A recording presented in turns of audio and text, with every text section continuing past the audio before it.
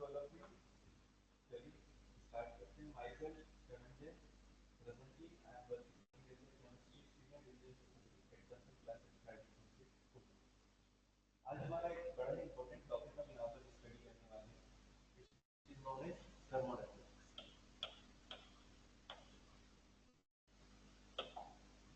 Thermodynamics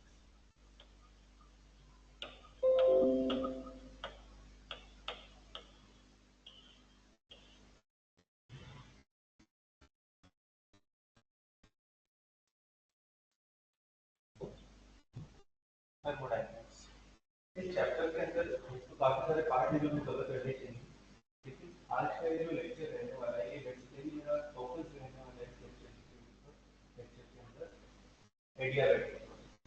चलिए वहीं से पढ़ना स्टार्ट करते हैं। एडियाबैटिक प्रोसेस, एडियाबैटिक प्रोसेस क्या होती है? एडियाबैटिक प्रोसेस तो basically it is a special type of thermodynamic process in which there is no exchange of heat between and surrounding. अगर हम एडियाबैटिक प्रोसेस की बात करें, that means it is a process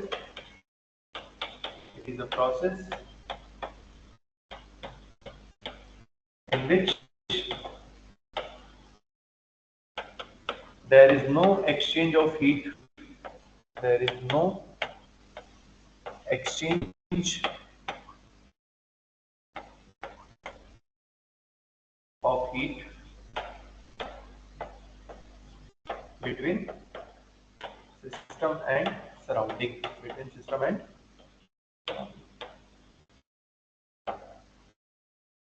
चलिए इसी थोड़ा सा आगे बढ़ते हैं। इसी में Q इक्वल टू यहाँ पर क्या रहने वाला है हमारा? जीरो। अगर यहाँ पर हीट का एक्सचेंज नहीं देखने को मिलेगा हमें, तो जानते हैं from first law of thermodynamics, from first law of thermodynamics, first law of thermodynamics हमसे कहता है change in internal energy will be equal to heat and work done, sum of heat and work done. लेकिन if our process is adiabatic, ध्यान से समझिएगा, इफ process is adiabatic, process is adiabatic, तो उस केस में हमारा Q किसके इक्वल हो जाएगा? जीरो के। और अगर Q की वैल्यू जीरो के इक्वल आती है तो हम यहाँ कह सकते हैं that in this case delta U will be equal to work done। मतलब change in internal energy, change in internal energy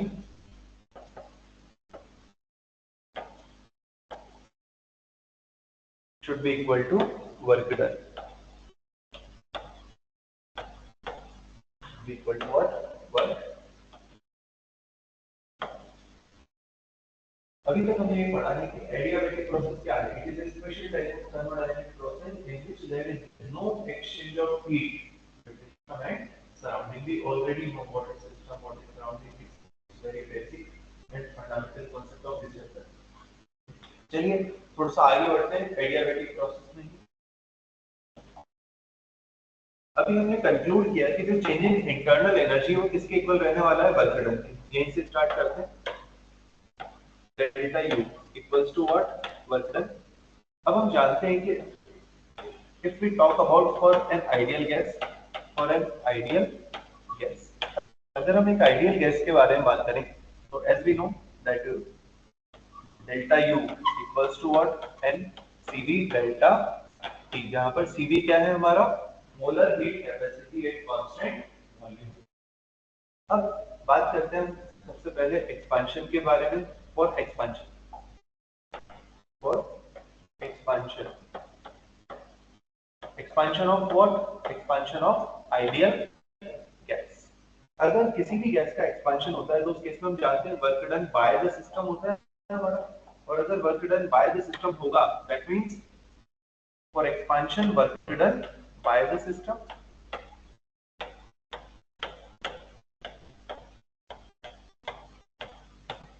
and if work is done by the system, that means work will be negative। Work हमारा वहां पर क्या रहने वाला है? Negative रहने वाला है।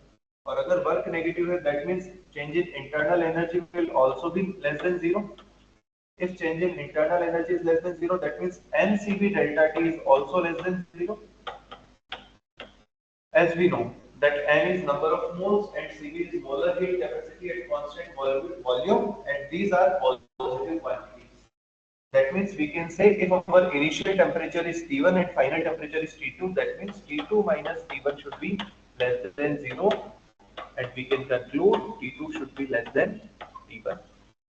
As a conclusion, now we have to remember this point that for an adiabatic expansion of an ideal gas, there is final temperature is always less than initial temperature.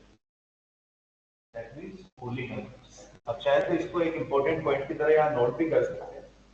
ध्यान से समझिएगा. That means for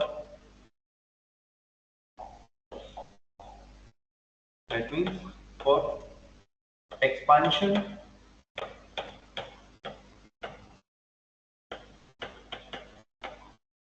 adiabatically of an ideal gas, final temperature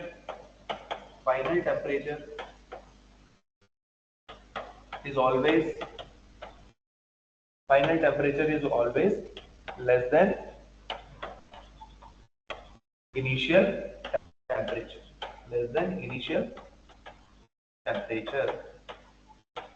That means cooling occurs. तो यहाँ पर हमें क्या देखने को मिलेगी? कूलिंग देखने को मिलेगी. चलिए इसे डिस्कशन को थोड़ा सा आगे बढ़ाते हैं. अभी तो हमने बात की किसके बारे में? For expansion, that means work is done by the system के बारे में. लेकिन यहीं पर अगर हमारे सिस्टम का कंप्रेशन हो तो क्या होगा, उसके बारे में भी बात कर लेते हैं. For compression, as we already know that अगर कभी किसी सिस्टम के अंदर हमें कंप्रेशन देखने को मिलेगा, that means in this case work is done on the system. Compression कब देखने को मिलेगा हमें? जब हमारे सिस्टम के ऊपर वर्क किया जाए, that means work is done और work is on the system. Work is on the system. और अगर हमारे सिस्टम के ऊपर वर्क किया जाएगा तो उस केस में हम वर्क डन को कैसा लेंगे? पॉजिटिव या नेगेटिव? उस केस में हमें वर्क डन पॉजिटिव लेना होगा. और अगर वर्क डन पॉजिटिव है, that means change in internal energy is also greater than 0. अगर ग्रेटर देन 0 है तो again mCv delta T is also greater than 0. Again we can say T2 minus T1 is greater than 0. That means T2 is greater than T1. From this point we can conclude again. What? We can conclude here that in adiabatic compression of an ideal gas, we can conclude that in adiabatic compression of an ideal gas, there is final temperature is always greater than initial temperature. और अगर हमारा system का final temperature initial temperature से ज्यादा रहने वाला है, that means वहां पर हमें क्या देखने को मिल रहा है? हीटिंग देखने को मिल रहा है. याद रखिएगा इसे भी एक कंक्लूसिव पॉइंट की तरह. क्या रहने वाला है conclusive point? That means for adiabatic compression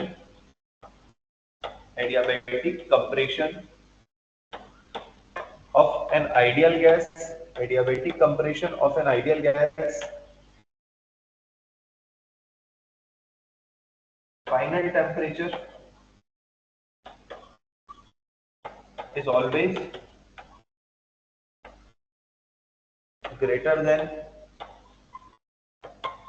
temperature is always greater than initial temperature.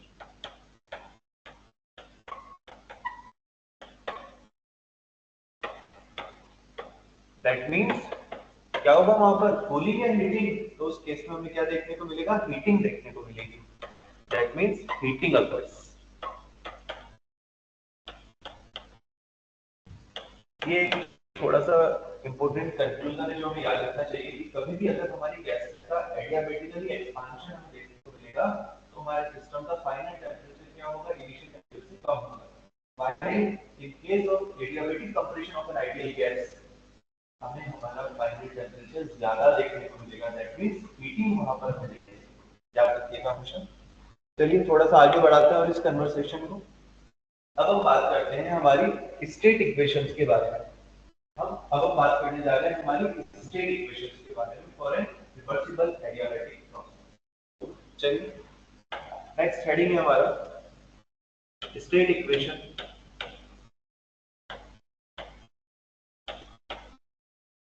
State equation of reversible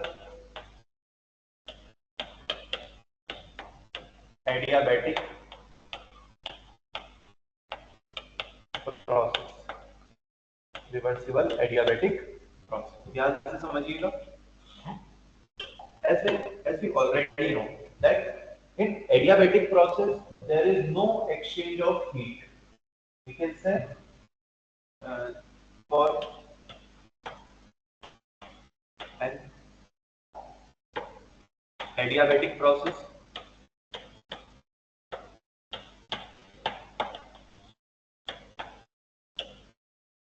dq equals to 0। बता सकते हैं मुझे यहाँ पर ये dq क्या रिप्रेजेंट कर रहा है? स्मॉल चेंज इन हीट और small value of heat. That's all. तो यहाँ इस क्वेश्चन का आंसर है dq cos heat q is a path function, और अगर हीट हमारी एक पाथ फंक्शन है तो dq हमेशा क्या देगा? हमेशा हमें स्मॉल वैल्यू देगा, न कि स्मॉल चेंज। याद रखिएगा इस बात को। ये dq किसको रिप्रेजेंट कर रहा है? स्मॉल वैल्यू ऑफ हीट को, स्मॉल वैल्यू ऑफ हीट, न कि ये किसको रिप्रेजेंट करेगा? स्मॉल चेंज इन हीट को। By because heat and work both are path function. चलिए डिस्कशन को थोड़ा आगे बढ़ाते हैं। एज वी नो, तो फर्स्ट लॉ ऑफ थर्मोडायनेमिक्स है हमारे पास फ्लोट। फ्लोट की बात अगर हम करें, float represent what? First law of thermodynamics. अगर फ्लोट की बात करें तो चेंज इन इंटरनल एनर्जी किसको रिप्रेजेंट करता है? Small value of heat and small work done dw को रिप्रेजेंट करता है क्या? यहाँ तक कोई परेशानी किसी को? स्मॉल w को रिप्रेजेंट करेगा। और अगर dq हमारा 0 है तो उस केस में हम लिख सकते हैं small change in internal energy will be equal to what? Small work done. और वर्क डन का फॉर्मूला तो हम स्टार्टिंग से पढ़ते आ रहे हैं। क्या होता है वर्क डन का formula? Negative of p dot dv। चलिए थोड़ा सा आगे बढ़ाते हैं डिस्कशन को। अगर हम बात करें चेंज इन इंटरनल एनर्जी के बारे में, बेसिकली ये क्या है? du किसको रिप्रेजेंट कर रहा है? Small change in internal energy को। और अगर ये small change in internal energy को रिप्रेजेंट कर रहा है तो वी ऑलरेडी नो ये किसके इक्वल होने वाला है? ncv dt के इक्वल होने वाला है। अगेन यहाँ पर हम क्या लिख सकते हैं? Negative of p। प्रेशर को हम क्या लिख सकते हैं? अगर किसी आइडियल गैस के बारे में बात करें तो pv इक्वल टू nRT होता है, हम सभी जानते हैं। pv equal to what? nRT। तो यहां से हम p को क्या लिख सकते हैं? nRT upon v। Easily we can put value of p from this equation nRT upon v dot dv। अब अगर आप ध्यान से देखें तो हम एक फॉर्मूला ऑलरेडी पढ़ के आ रहे हैं cv का। वी नो, हम जानते हैं cv किसके इक्वल होता है? r अपॉन गामा माइनस 1 के इक्वल होता है क्या? जहां r किसको रिप्रेजेंट कर रहा है? हमारे आइडियल गैस कांस्टेंट को, और गामा रिप्रेजेंट कर रहा है हमारे एडियाबैटिक कांस्टेंट को। चलिए इस फार्मूले को यहाँ पर पुट करते हैं। हमें क्या मिलेगा? nr upon gamma minus 1 dt की जगह हम क्या लिख सकते हैं? dt की जगह फिलहाल आप dt रहने दीजिए, कोई परेशानी नहीं है। आगे बढ़ते हैं।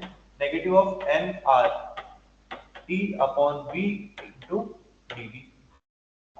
अगर आप ध्यान से देखें तो आपको nr से nr कैंसिल होता हुआ दिखाई दे रहा होगा।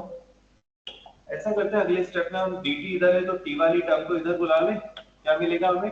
dt upon t equals to negative of gamma minus 1 into dv upon v।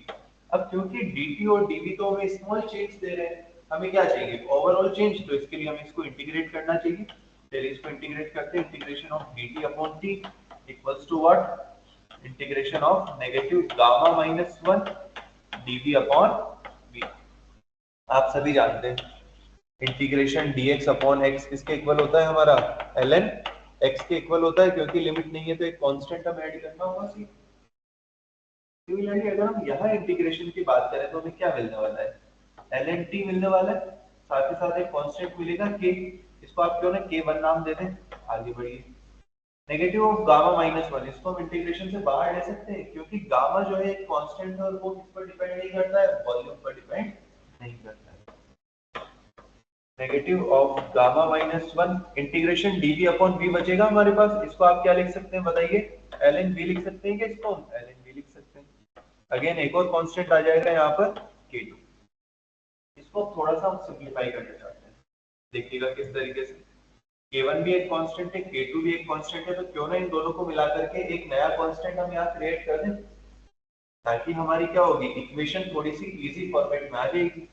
समझिएगा ध्यान से, ln t equals to what, ln, आपने अगर एक प्रॉपर्टी पढ़ी हो, क्या है प्रॉपर्टी हमारे पास, अगर कहीं पर x ln x लिखा हुआ है, फिर इसको थोड़ा सा सिंपलीफाई कर देते हैं।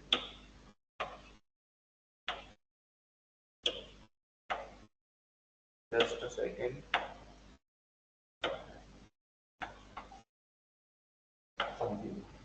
अगर आपने कहीं पर पढ़ा हो n ln x, तो हम इसको क्या लिख सकते हैं, ln x की पावर n लिख सकते हैं। अगर ऐसा है तो इस negative of gamma minus one को हम v की पावर में भेज सकते हैं इजीली, क्या मिलेगा हमें, v की power minus of gamma minus one plus k2 minus k1 बनेगा, एक नया कांस्टेंट, इसको नाम दे दें, चलिए इसको हम नाम दे देते हैं ln k। अब अगर आप ध्यान से देखें तो हमने एक प्रॉपर्टी और पढ़ी है, साथ ही साथ हमने देखा है कि कहीं पर लिखा है ln m plus ln n, तो we can write this equals to ln m into n, इसको हम क्या लिख सकते हैं, ln m इंटू n। चलिए इन दोनों को मल्टीप्लाई कर देते हैं, क्या मिलने वाला है हमें, ln t equals to ln of v की power minus of gamma minus one into k। अगर आप ध्यान से देखें तो हमें एंटीलॉग लेने के बाद एक एक्सप्रेशन मिलने वाला है t इक्वल टू वी की power minus gamma minus one into के। अगर इस माइनस पावर को हम डिनोमिनेटर में लेकर आते हैं तो प्लस हो जाएगा, then after cross multiplication we will get t v की power gamma minus one equals to constant. और ये हमारी पहली स्टेट इक्वेशन यहाँ पर हमने डिराइव कर ली है फॉर आइडियल गैस, इसको हम नाम दे देते हैं इक्वेशन नंबर वन। याद रखिए this is valid only for reversible process.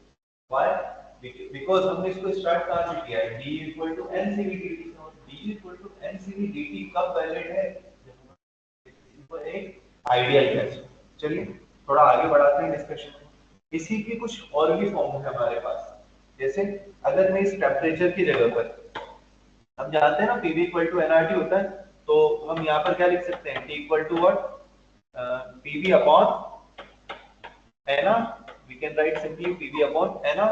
अब अगर मैं इस वैल्यू को इक्वेशन वन में पुट करता हूँ तो मुझे क्या मिलेगा, ध्यान से देखिएगा, here we get PV upon NR V की power gamma minus one equals to constant. अगर आप ध्यान से देखें तो n और r ये भी एक कांस्टेंट वैल्यूज है, इनको अगर मैं कांस्टेंट से ही मल्टीप्लाई कर देता हूं तो एक नया कांस्टेंट हमें मिलने वाला है। कोई परेशानी किसी को याद है, बड़ा आगे, चलिए एक नया कांस्टेंट क्योंकि हमें मिलने वाला है और v की पावर वन है, बेस सेम है तो पावर्स को हम इजीली ऐड कर सकते हैं। क्या मिलने वाला है हमें यहाँ से, pv की पावर गामा इक्वल्स टू, क्या मिल जाएगा हमें यहाँ से, pv की power gamma equals to constant. ये हमारी क्या आ गई है, एक और फॉर्म आ गई है फॉर रिवर्सिबल एडियाबैटिक प्रोसेस, हमने इसको नाम दे दिया इक्वेशन नंबर टू।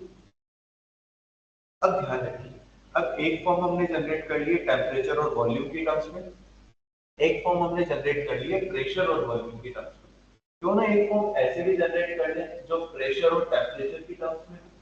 चलिए बात करते हैं इसके बारे में।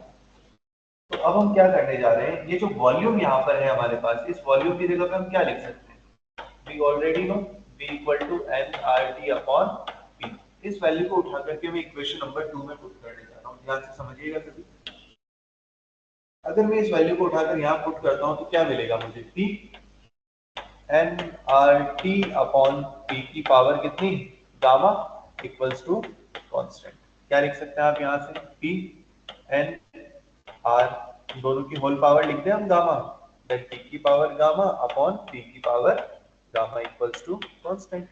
वी ऑलरेडी नो ये जो वैल्यू है हमारे पास एन आर की होल पावर गामा, ये कांस्टेंट वैल्यू होगी, और अगर ये कांस्टेंट वैल्यू ये भी कांस्टेंट है तो इसको हम कांस्टेंट वाली साइड पर इजीली भेज सकते हैं। क्या मिलने वाला है हमें, यहाँ पर पावर 1 है, डिवाइड में गामा है, इसको ऊपर बुला लीजिए, then you will get p की पावर 1 माइनस गामा, p की power gamma equals to constant, और ये हमारी इक्वेशन नंबर 3 रहने वाली है।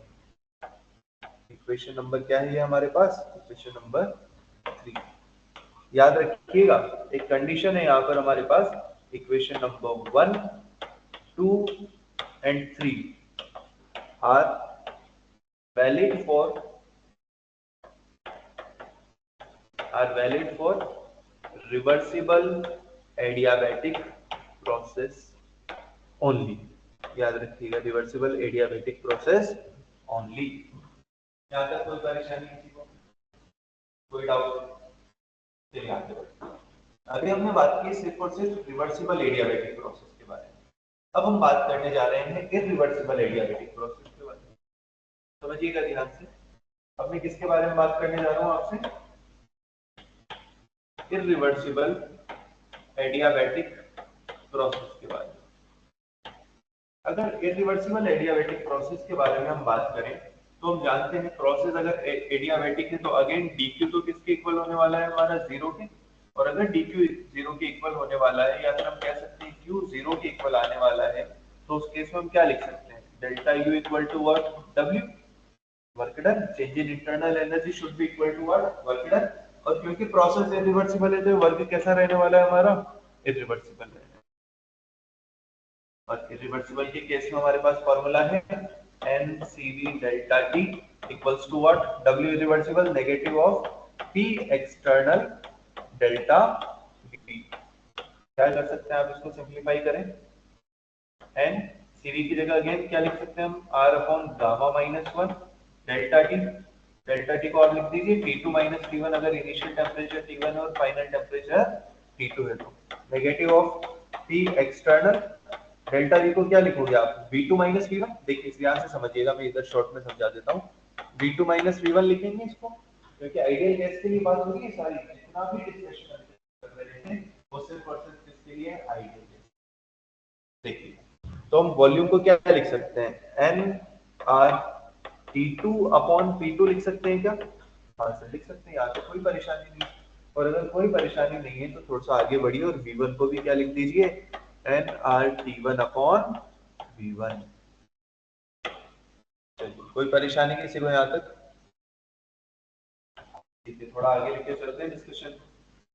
अब अगर आप ध्यान से देखें तो एन आर और एन आर यहाँ से कॉमन आ जाएगा, कॉमन आ जाएगा तो LHS से और RHS से आपस में कैंसिल आउट हो जाएगा, एन आर क्या मिलने वाला है हमें, T2 minus T1 upon gamma minus 1 should be equals to what, negative of P external T2 upon P2 minus T1 upon P1।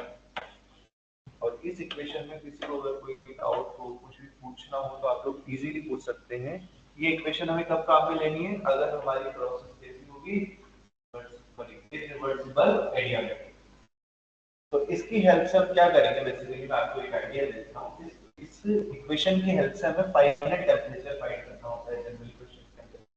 ये जो स्टेट इक्वेशंस में यहाँ डिराइव कर रहा हूँ for reversible and irreversible adiabatic process, इसका main reason सिर्फ और सिर्फ इतना सा है ताकि हम लोग किसी क्वेश्चन को जब सॉल्व करें तो उसमें फाइनल टेम्परेचर कैलकुलेट करें। जनरली जब एडियाबेटिक प्रोसेस से रिलेटेड क्वेश्चन को हम एग्जाम में देखते हैं तो उसमें हमें इनिशियल टेम्परेचर गिवन होता है, प्रेशर गिवन होगा, वॉल्यूम गिवन होगा, इस तरीके का डाटा गिवन होगा। Basically change in internal energy और चेंज इन एंथैल्पी आपसे पूछ ली जाएगी, क्योंकि हीट चेंज तो आपसे पूछेगा नहीं क्योंकि वो तो जीरो के इक्वल है, और अगर चेंज इन इंटरनल एनर्जी आपसे पूछ ली तो वर्क डन ऑटोमेटिकली उससे आपसे पूछ ली। तो इसके लिए हमें हर केस में क्या चाहिए होगा, we already know delta you equal to n c v delta t. अगर delta u n c v delta t है तो डेल्टा टी के लिए तो हमें ना, तो टी1 अगर गिवन है, टी2 हमें जब तक नहीं मिलेगा तब तक हम क्वेश्चन आगे नहीं बढ़ पाएंगे। तो ये जितनी भी स्टेट इक्वेशंस हमने लिखी है अभी 1 2 और 3 तो किसके लिए वैलिड थी, for reversible adiabatic, and fourth equation is valid for irreversible. चलिए आज हमने जितना भी थ्योरेटिकल पार्ट पढ़ा है एडियाबेटिक प्रोसेस से रिलेटेड उसके ऊपर बेस्ड एक बहुत ही बेहतरीन क्वेश्चन अब हम सॉल्व करेंगे। देखिएगा उस क्वेश्चन के बारे में, चलिए बात करते हैं। बहुत ही बेहतरीन क्वेश्चन है, काफी कुछ आपको इससे सीखने को मिलेगा, आराम से समझिए। फॉर अ डायटोमिक गैस, सबसे पहले उसने हमसे कह दिया कि गैस कैसी है हमारी, diatomic. We already discuss about types of gases like monoatomic, diatomic, triatomic, triatomic, linear, triatomic, non linear, even polyatomic.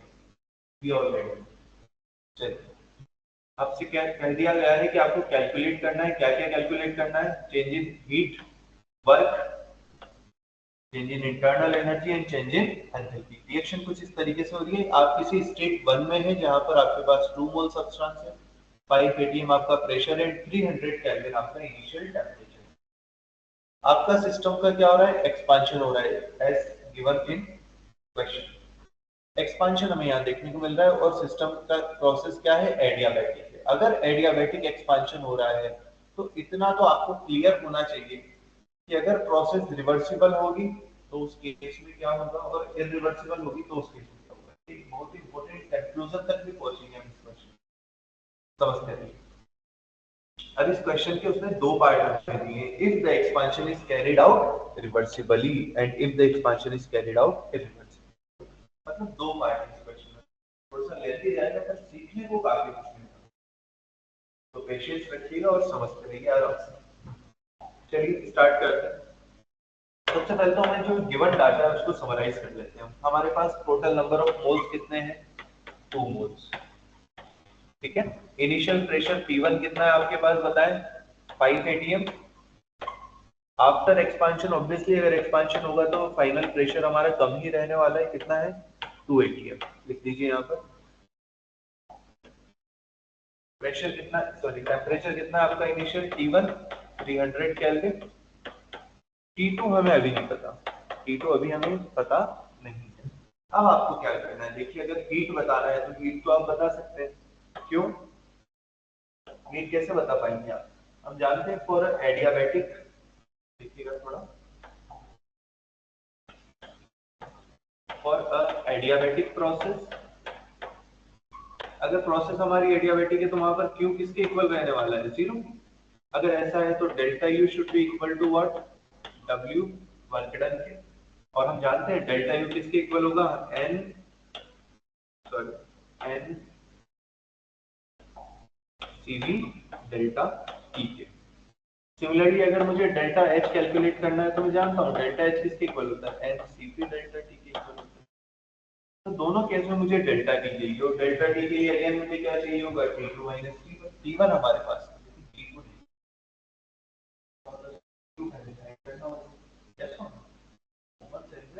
अगर T2 नहीं है तो T2 फाइंड करना होगा, दैट्स इट। चलिए थोड़ा आगे बढ़ते हैं। अब उसने हमें दो कंडीशन दी है।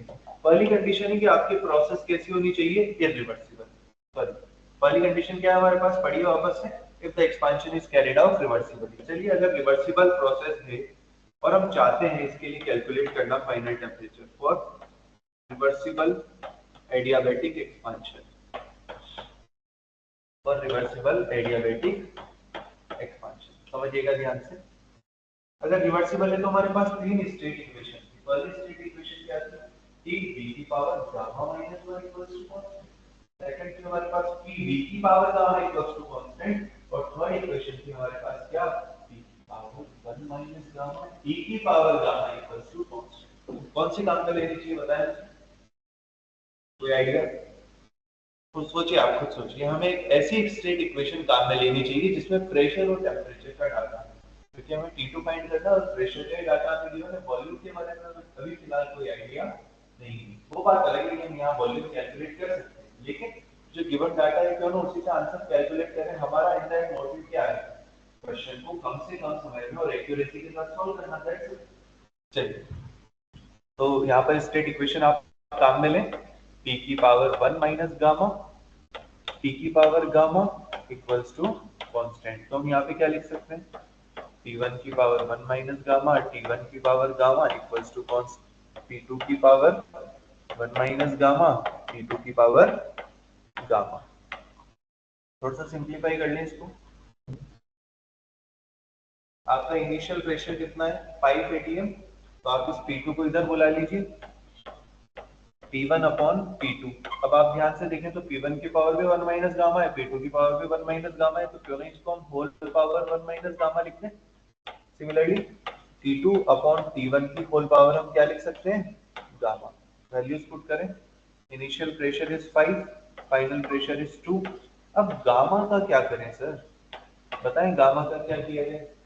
अगर आपको याद हो गामा और डाया एटॉमिक गैस, क्या होता है गामा डाया एटॉमिक गैस के लिए, सोचिए सीवी की वैल्यू कितनी होती है, 3r/2 जैसा ना, या 5r/2, सोचिए थोड़ा।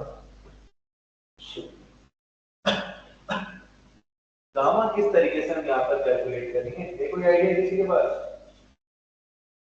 बताइए। अगर मुझे गामा कैलकुलेट करना है तो क्या करना चाहिए, बताएं। अगर आपको थोड़ा भी आइडिया हो कि गामा क्या होता है, आप सभी जानते होंगे गामा होता है हमारा Cp अपॉन Cv।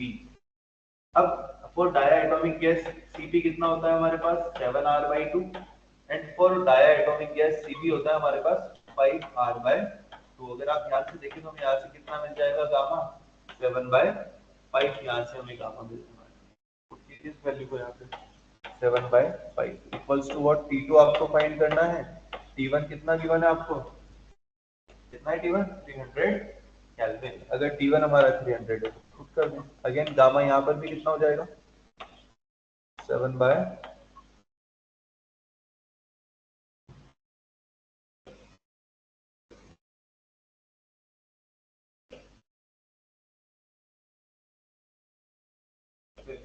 थोड़ा सा और आगे बढ़ते हैं।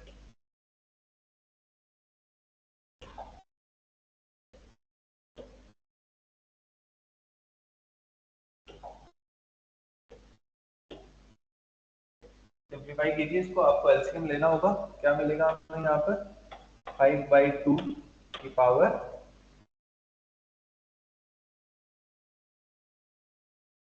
-2/5, ये हमें यहाँ पर मिलने वाली है, इक्वल्स टू व्हाट, यहाँ पर क्या मिलेगा हमें, T2 अपॉन 300, होल पावर कितनी है यहाँ पर आपके पास, होल पावर है हमारे पास में 7/5।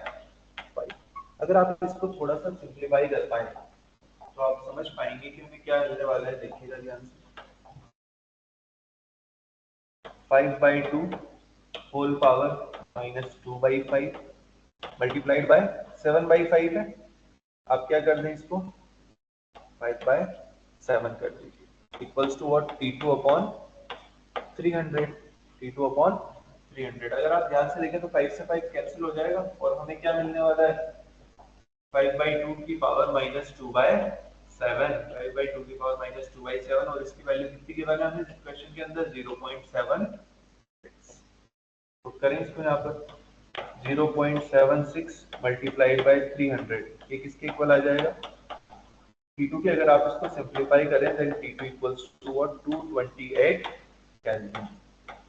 अभी हमें सिर्फ T2 पता चला है, अगर यहाँ T2 हमें पता चल गया तो हम क्या कर सकते हैं, सिंपली डेल्टा U पता कर सकते हैं, और डेल्टा U के साथ साथ क्या पता कर पाएंगे, W, क्या पता कर सकते हैं हम यहाँ पर, W रिवर्सिबल। समझिएगा ध्यान से, एन सी वी डेल्टा की उसने हमसे कहा है कि आंसर किसमें कीजिए, कैलोरी में। तो आर की वैल्यू हम 2 calorie kelvin inverse small inverse काम में लेंगे, एन की वैल्यू कितनी है 2, टीवी कितना होता है इसके लिए 5r/2, आर की जगह पे 2 पुट कर रहा हूँ मैं, फिर डेल्टा टी कितना आने वाला है हमारा, 228 फाइनल है, इनिशियल था 300।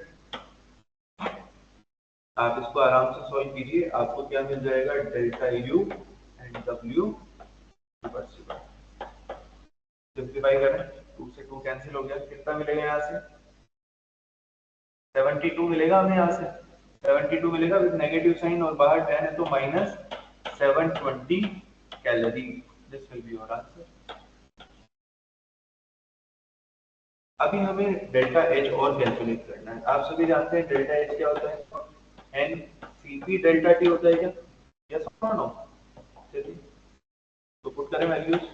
सीपी कितना होता है, 7r/2, 7/2 इंटू आर की वैल्यू 2, डेल्टा टी कितना है आपके पास में, अगेन -72 आने वाला है, ये तो सिंप्लीफाई कीजिए, 14 बनेगा, 14 से मल्टीप्लाई करते हैं इसको, क्या मिलेगा आपको, ये 1008 कैलोरी।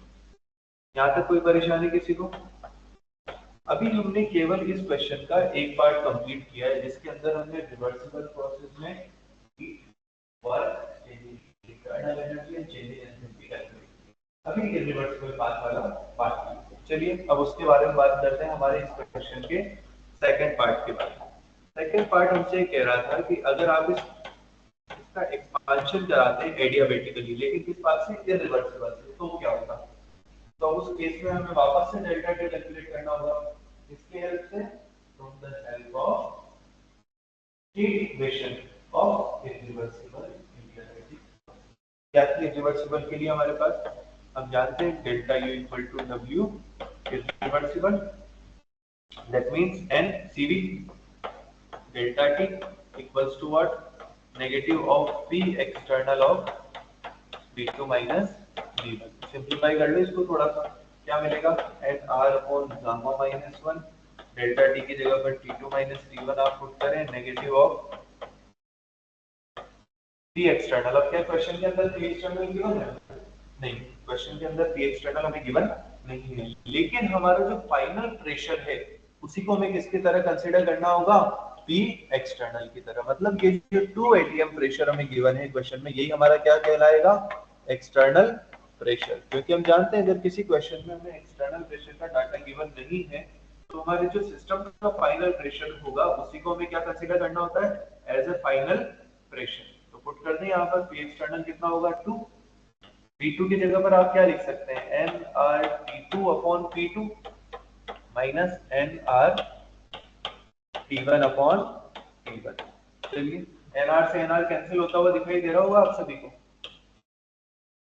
वैल्यूज पुट करें, T2 आपको फाइंड करना है, T1 कितना है, 300 अपॉन गामा की वैल्यू आप सभी ने अभी देखी कितनी थी, 7/5 minus 1 equals to negative of 2। Again T2 हमें फाइंड करना है, P2 हमारा कितना है, 2 एटीएम माइनस T1 कितना है, 300 अपॉन P1 कितना है, 5 एटीएम। सिंप्लीफाई करें इसको, एलसीएम कितना आ जाएगा, बचेगा क्या आपका, 2/5 बचने वाला है यहाँ से, इसको आप क्या लिखते हैं, 5/2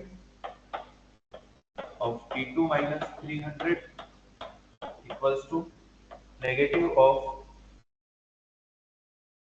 2 ऑफ T2/2 माइनस, इसको कैंसिल कर दें आप, 16 टाइम्स कैंसिल होगा, 60 टाइम्स 60, इस नेगेटिव 2 से अंदर मल्टीप्लाई कर दीजिए, या फिर ऐसे कीजिए इस 2 को भी इधर क्रॉस मल्टीप्लाई कर दें आप, क्या मिलेगा हमें, 5T2 minus 1500 equals to negative of 2T2 minus 2 2 4 हो जाएगा, 4 2 से 4 टाइम्स कैंसिल, देन 2T2 रहेगा, प्लस क्या मिलेगा आपको यहाँ से, 2 इंटू 2 4, 4 इंटू 60 कर दीजिए, 240 मिलने वाला है। इसको इधर बुला लें, क्या मिलेगा, 7T2 इक्वल्स टू 1740, और यहाँ से आपका T2 आ जाएगा 248.5 केल्विन। ये हमें फाइनल टेम्परेचर मिला है किस प्रोसेस में, ये reverse.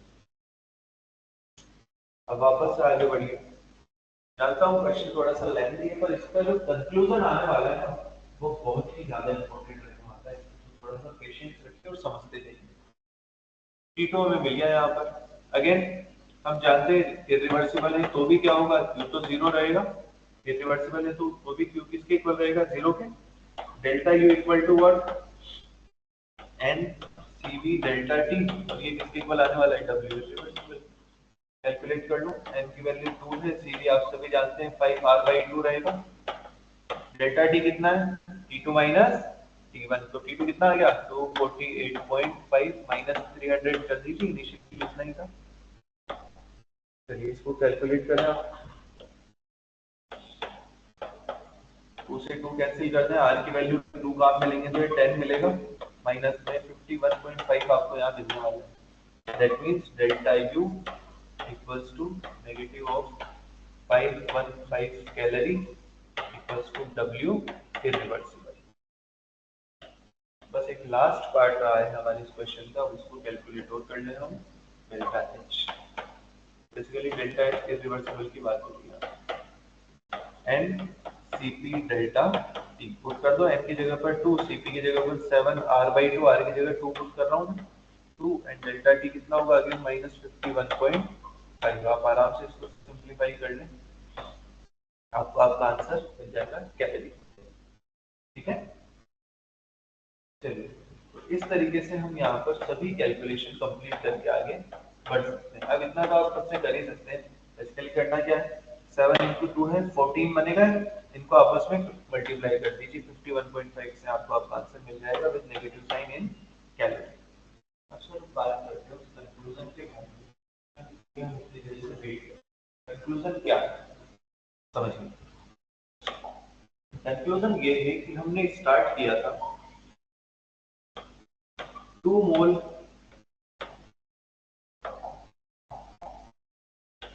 5 atm and 300 kelvin temperature. आपने इसका एक बार एक्सपेंशन कराया रिवर्सिबल पाथ से, एडियाबेटिक तो यही थी हमारी प्रोसेस। तो जब आपने रिवर्सिबल पाथ को फॉलो किया तो उस केस में हमें मोल्स तो कितने मिले, 2 ही मिले, प्रेशर कितना मिला, 2 ही मिला, लेकिन टेम्परेचर कितना मिला,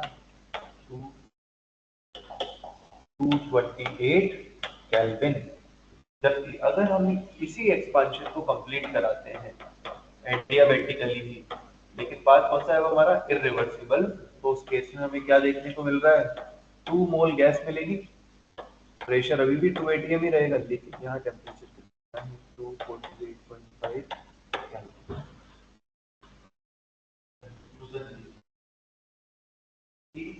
हम कभी किसी एक स्टेट से दूसरी, दोनों मेथड से ना हम रिवर्सिबल से पहुंच पाएंगे ना इरिवर्सिबल से पहुंच पाएंगे, दोनों स्टेट हमेशा डिफर करेगी in temperature. Adiabatic expansion of an ideal gas is not same for both reversible and irreversible process। तो एक बड़ा इंपॉर्टेंट कंक्लूजन यहाँ पर निकल के आता है जिसके बारे में मैं आपसे बात करने जा रहा था। कंक्लूजन क्या है, कंक्लूजन ये है, that means adiabatic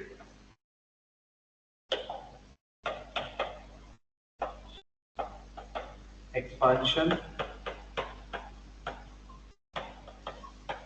of ideal gas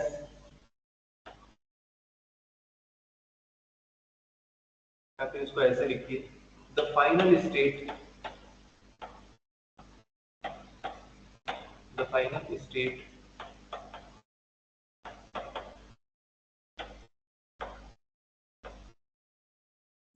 in